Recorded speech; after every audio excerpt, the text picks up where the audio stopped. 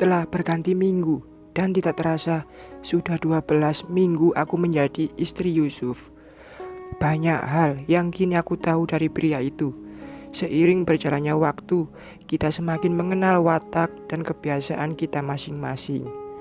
Sudah tidak ada lagi kebaperan saat tiba-tiba Yusuf meninggikan suara.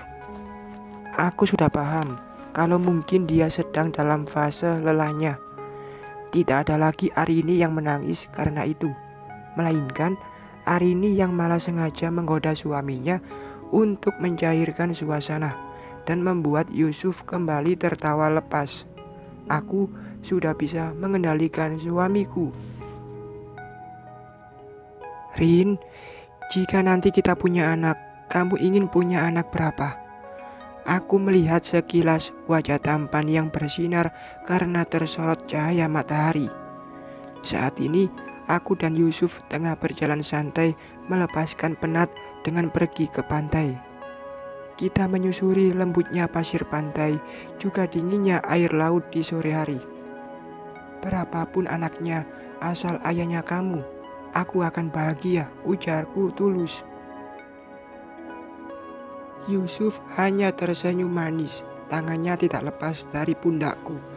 Ia berjalan seraya merangkul pundakku, sedangkan sebelah tanganku aku lingkarkan di pinggangnya.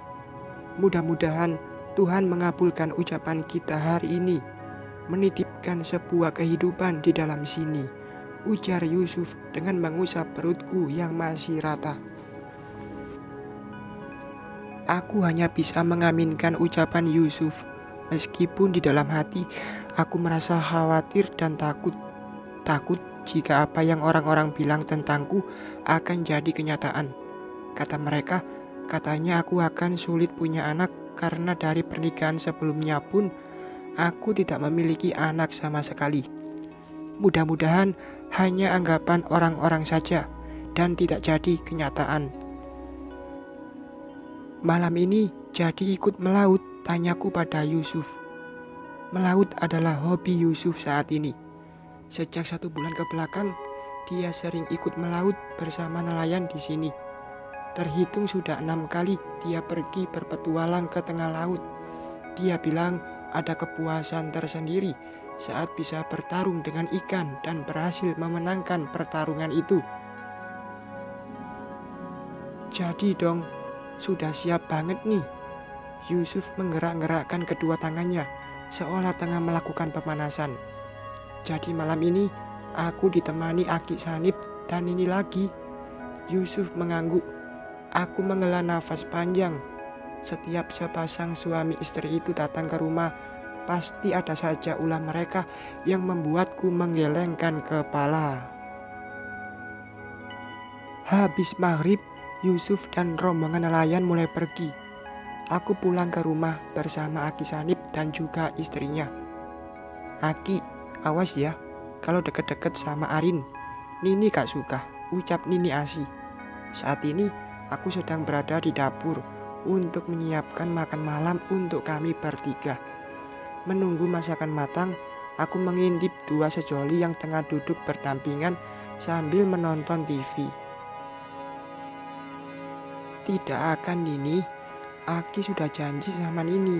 Apalagi sekarang Nini semakin cantik dan terlihat awet muda. Aku menutup mulut, meredam suara tawa yang hampir saja pecah.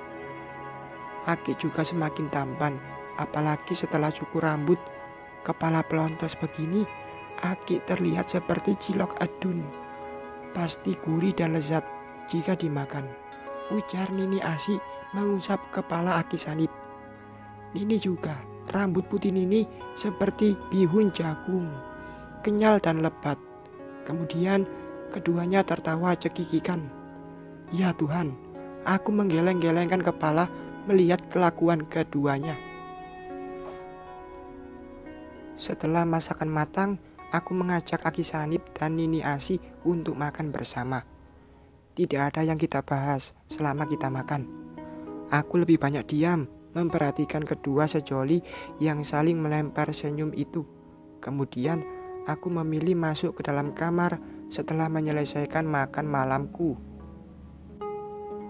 Arin, Nini boleh masuk. Suara ketukan pintu membuatku bangkit dan menghampiri pintu.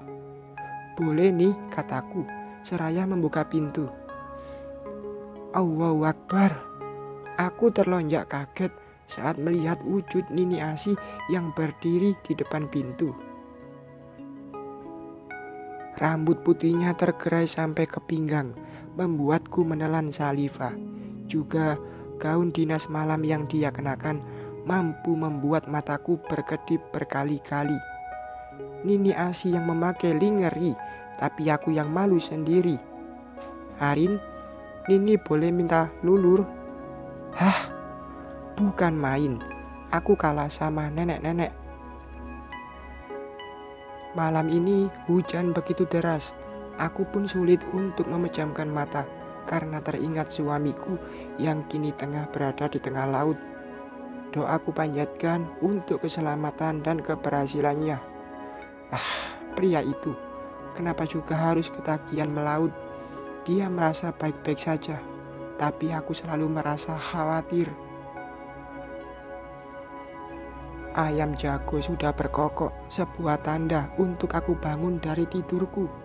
Aku bangkit dari pembaringan, keluar dari kamar, menuju kamar mandi. Selesai menunaikan kewajiban sebagai seorang hamba, aku memilih untuk memasak. Rencananya, pagi ini aku akan pergi ke pelabuhan untuk menyambut suamiku pulang. Rin, Nini sama Aki pulang dulu ya. Gak apa-apa kan kalau kami tinggal? Nini Asi menghampiriku yang tengah berkutat dengan peralatan masak. Oh, sudah mau pulang? Ini, bawa lauk buat Nini dan Aki makan. Hari ini gak apa-apa kok nih. Sudah siang ini, kataku seraya mengambil tempat bekal, memasukkan beberapa potong ayam kecap untuk diberikan kepada Nini Asi. Aduh Rin, repot-repot sekali ini. Tidak nih, hari ini sengaja masak banyak hari ini. Terima kasih ya. Kalau gitu kami pamit pulang dulu. Kamu baik-baik ya di sini. Aku mengangguk dengan senyum ramahku, mengantarkan kepergian dua sejoli itu sampai ke depan pintu. Sambil menunggu pagi datang, aku memilih untuk menyapu halaman agar terlihat bersih dan nyaman. Tidak terlalu berantakan memang, tapi ada beberapa daun mangga yang setiap harinya berjatuhan. Bersambung.